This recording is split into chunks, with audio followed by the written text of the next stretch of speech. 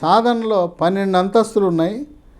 దాంట్లో పరిపాలన, ప్రాంత కార్యాలయం, ఇక 10వ అంతస్తులో ఒక లైబ్రరీ ఏర్పాటు చేశారు. ఈ లైబ్రరీలో 8500 పుస్తకాలు అందుబాటులోకి రాబోతున్నాయి. సంఘ్ ప్రచురణలు ఉన్నాయి.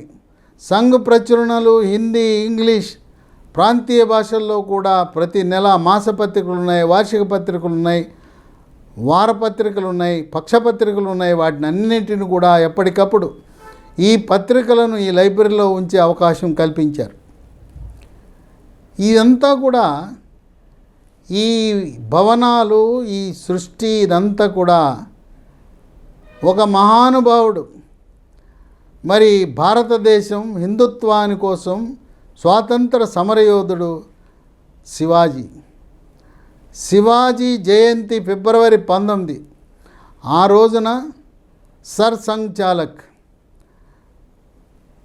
మోహన్ భగత్, అట్లాగే ఆయనతో పాటు ఎంతో శ్రమ పడుతున్న సర్కారి వాహా దత్తాత్రేయ హొసబళి, వాళ్ళిద్దరు కూడా ఈ కార్యక్రమంలో పాల్గొని 19 ఫిబ్రవరి నాడు ఈ భవనాలను ప్రారంభించాలని ఏర్పాట్లు పూర్తి చేసి విజయవంతంగా చేయబోతున్నారు. ఇక 2వ భవనం ప్రేరణ. దీంట్లో కూడా 12 అంతస్తులు ఉంటాయి. దీంట్లో 100 గదులుంటే ముఖ్య కార్యకర్తలు, ఆర్ఎస్ఎస్ కార్యకర్తలు, తర్వాత ప్రాంత ప్రచారకులు, బాధ్యత కలిగిన ప్రముఖులు వచ్చి ఇక్కడే నివాసం ఉంటారు. ఇదే భవనంలో సర్ సంఘ్ చాలక్, మోహన్ భగత్జీ, సర్కారి వాహా, దత్తాత్రేయ హొసబళి కూడా ఈ భవనంలోనే నివసిస్తారు.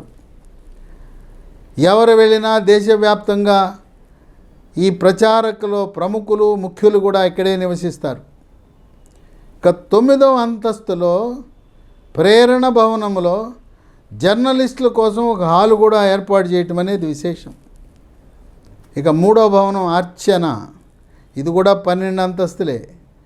ఇది కార్యకర్తల కొరకు, ముఖ్య ప్రముఖుల యొక్క సహాయకులకు అక్కడ రూములు ఇవ్వటం కోసం, అలాగే సిబ్బంది వసతి కొరకు ఒక 80 గదులు